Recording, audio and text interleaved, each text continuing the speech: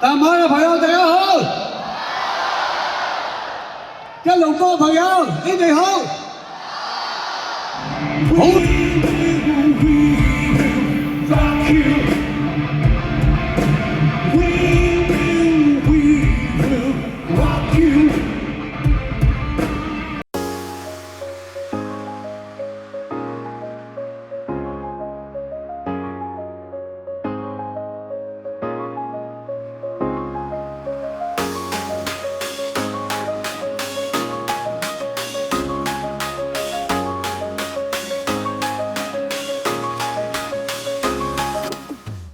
老闆，你平時有咩消遣㗎？中意聽歌咯，中意聽歌。OK，咁你中意聽邊個歌？邊個歌我都中意聽。哦，咁你又識得唱邊個嘅歌？譚詠麟。唱兩句嚟聽下。怎去開始解釋這段情？點解識唱譚詠麟嘅歌嘅？我好多歌我都識唱嘅，唔單止譚詠麟。點解老闆識唱譚詠麟嘅歌咧？因為我哋馬來西亞嘅華人由細到大咧都係睇 TVB 同埋聽廣東歌大嘅，所以咧譚詠麟啦、張學友啦、梅艷芳啦，同埋好多 artist 嘅歌咧，都係陪伴住我長大嘅。咁依家咧嗱，大家望一望啊，開始塞緊車啦。咁我今日要做啲乜嘢咧？我就係嚟依邊一個地方叫 Axiata Arena， 咁佢就類似好似香港紅館咁嘅，因為我同老闆今日要嚟睇譚詠麟嘅演唱唱會會。。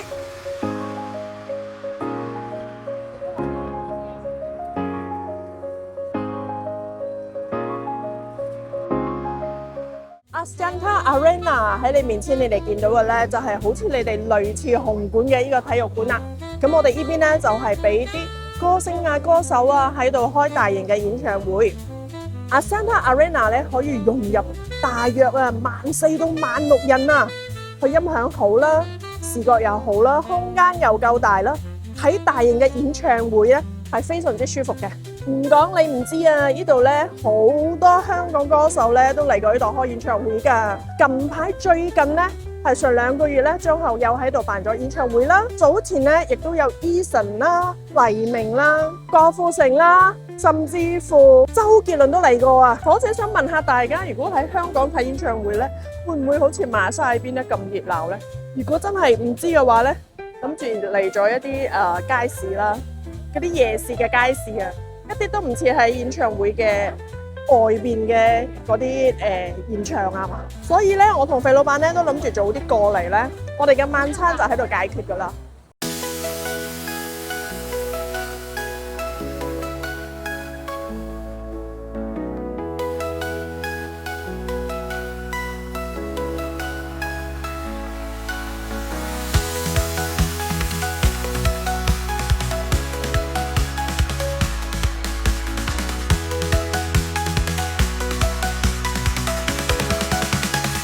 排咗咁多人咧，係等緊食呢個炒粿雕啊！想食炒粿雕，但係太多人啦，都係揾大啲嘢食。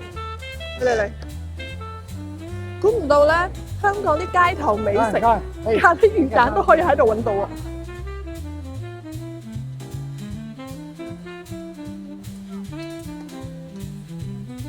唔該。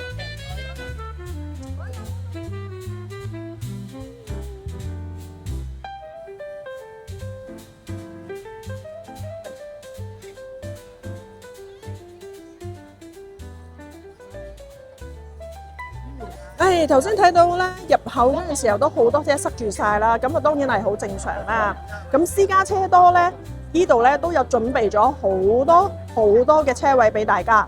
咁另外咧，應該有睇到好多自然嘅團隊啦，我哋呢邊係叫 Lela 嘅 Lela 團隊啦，係有啲自願嘅人士啦，工作人員啦，應該係咁講，都會好清晰咁樣同大家講係邊度入口咧，同埋邊度出嘅。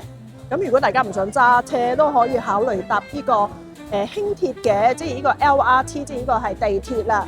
咁呢個最靠近 Axiata Arena 嘅地鐵站咧，就係 Bukit Jalil 啦。落咗站之後咧，行幾分鐘咧就可以嚟到呢度啦。老闆啊，你今日請我睇演唱會，咁你揀咗咩位俾我咧？我揀咗一個 VIP。火姐咧，其實就好想揾次機會咧，翻去香港紅館睇場演唱會嘅。咁我咧，哎呀，暫時咧就係未知道紅館究竟一張演唱會飛要幾多錢。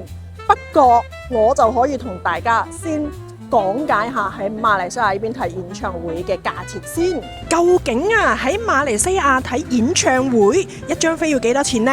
呢度同大家做個比較啦。咁如果係坐山頂嘅朋友，坐得越高越遠嘅呢，咁我哋最經濟實惠嘅呢，一張飛係要338嘅。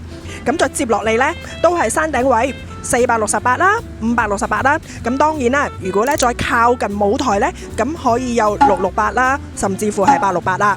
咁我哋再睇下啦。VIP 位啊，就係968一張飛嘅。咁我哋再有一啲咧 VVIP 嘅握手位啊，就係大概1068一張飛嘅。呢個咧就係我哋馬來西亞呢邊睇演唱會嘅價錢啦。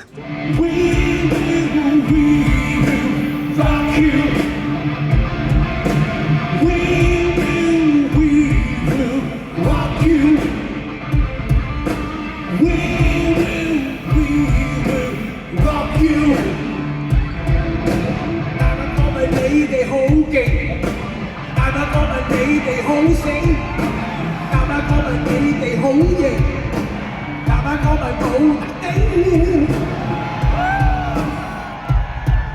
我唱一句，你唱一句。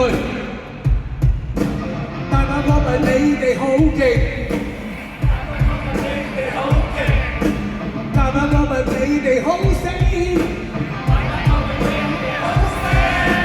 大把歌問你哋好型，大把歌問冇得頂。We will rock you， 大聲啲。We will rock you，JL rock you。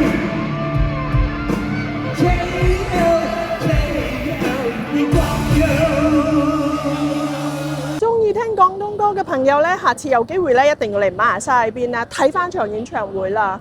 咁呢一集咧，大概咧就分享咗喺馬來西亞邊睇演唱會係點噶啦。所以話咧，你哋雖然離開咗自己居住嘅地方嚟到馬來西亞，但係有唔有發覺馬來西亞啲文化咧，同埋有一啲習俗咧，其實同你哋都係好相似嘅。會咧再同大家介紹大啲嘢啦。咁我哋下一集見，拜拜。